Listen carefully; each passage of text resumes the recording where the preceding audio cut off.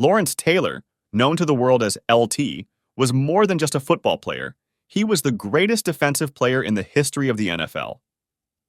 However, a sequence of events completely shattered his career. Back-to-back controversies became the end of his fame and blooming career. Taylor was born to Clarence and Iris Taylor in Williamsburg, Virginia. His father worked as a dispatcher at the Newport shipyards, while his mother was a schoolteacher. But he was not some ordinary, quiet, shy boy. His mother stated in an interview that he was a challenging child who loved to rebel. Taylor wasn't born a footballer, but he was surely meant to be one. Taylor concentrated on baseball as a child and only began playing football at the age of 15. Moreover, he did not play organized high school football until he was a junior in high school. Soon after graduating from Lafayette High School in 1977, Taylor attended the University of North Carolina at Chapel Hill, where he was a team captain.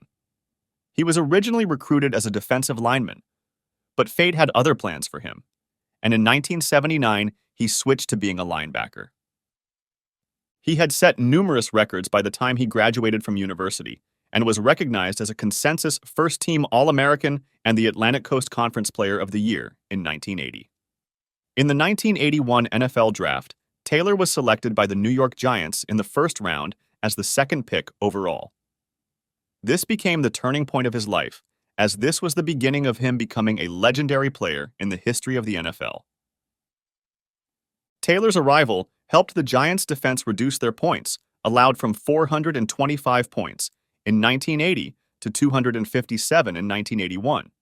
And because of this, he was named 1981's NFL Defensive Rookie of the Year and Defensive Player of the Year. In contrast to his on-field success, Taylor was already developing a reputation for recklessness off the field, after nearly getting killed during the season when his overspeeding resulted in a car crash. The 1982 NFL season, which was shortened to 9 regular season games, included one of the more memorable plays of Taylor's career, for which he was again named Defensive Player of the Year. In 1983, the Giants struggled. Taylor was forced to play inside linebacker for part of the season, a position which allowed him fewer pass-rushing opportunities. Frustrated by the back-to-back losing, Taylor began acting out by arriving late for meetings and not participating in conditioning drills in practice. After the disappointing season, he became a part of a controversy as Taylor was involved in a fight for his services between the Giants and the New Jersey Generals of the United States Football League. Taylor was given a $1 million interest-free, 25-year loan by Generals owner Donald Trump on December 14, 1983, with the provision that he begins playing in the USFL in 1988. Taylor regretted the decision, and less than a month later, attempted to renege. His agent was able to negotiate by meeting with Trump personally, and then the Giants, which resulted in allowing Taylor to go with the Giants. The Giants' record rebounded to 9-7 in 1984. In the playoffs, the Giants defeated the Los Angeles Rams 16-13, but lost 21-10 to the eventual champion 49ers. The Giants headed into the 1985 season with a sense of optimism and went 10-6.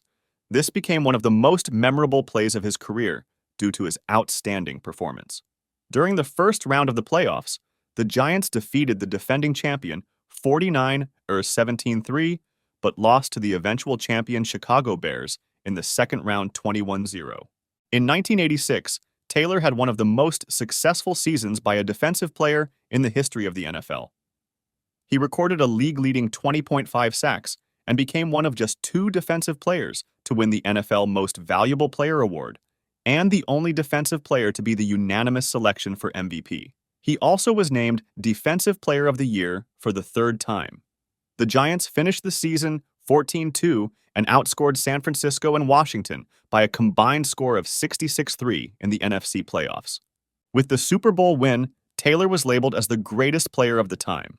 In these 6 years of his career, he won the NFL Defensive Rookie of the Year award, 1981, NFL Defensive Player of the Year, a record 3 times, 1981, 1982, 1986, First Team All-Pro 6 times. He became the first defensive player in NFL history, unanimously voted the league's MVP, 1986, and led his team to a championship, 1986. The Giants appeared to have a bright future coming off their 1986 championship season, as they were one of the younger teams in the league. They struggled the next season, however, falling to 6-9 in the strike. Shortened 1987 season. The Giants looked to rebound to their championship ways in 1988, but the start of the season was marred by controversies surrounding Taylor. He tested positive for cocaine and was suspended by the league for 30 days, as it was his second violation of the NFL's substance abuse policy. The first result in 1987 had been kept private and was not known to the public at the time. He was kept away from the press during this period and checked himself into rehab in early September. Taylor's over-the-edge lifestyle was becoming an increasing concern for fans and team officials. This was especially true given the eventual career paths of talented players like Hollywood Henderson and others whose drug problems derailed their careers. In 1989, Taylor recorded 15 sacks. He was forced to play the latter portion of the season with a fractured tibia and suffered in a 34-24 loss to the 49ers in Week 12, which caused him to sit out the second half of several games.